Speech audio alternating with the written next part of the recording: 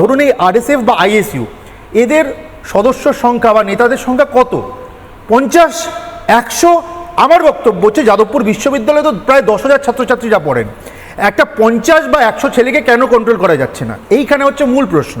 Control করা যাচ্ছে না তার কারণ হচ্ছে অন্যান্য যে মেইন স্ট্রিম বামপন্থী সংগঠনগুলো, যেমনি ধরুন সিপিআই এর ছাত্র সংগঠন হতে পারে বা সিপিএম এর ছাত্র সংগঠন এসএফআই হতে পারে, তারা কিন্তু এই ধরনের ন্যাক্সাল এলিমেন্টদের সঙ্গে হাতে হাত মিলিয়ে চলে। এর প্রমাণ আমি কি দেখাচ্ছি?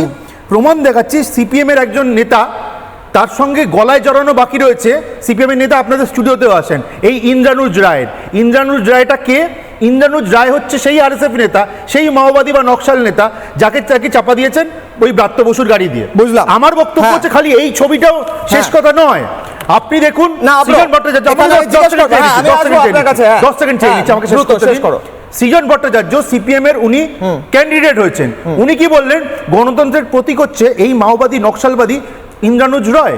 এবার দর্শক বন্ধুদের কাছে আমার প্রশ্ন, আপনারা এবার ভেবে দেখুন, এই বাম কোন বাম যারা কোন পর্যায়ে দেউলিয়া হয়ে গেছে ভাবুন, মাওবাদীদের সঙ্গে নিয়ে তাদেরকে আন্দোলন করতে হচ্ছে। আর দ্বিতীয় নির্লজ্জদের তৃণমূল কংগ্রেস সব জেনে শুনে চুপ করে বসে আছে, কারণ এদের মধ্যে গোপন আতা।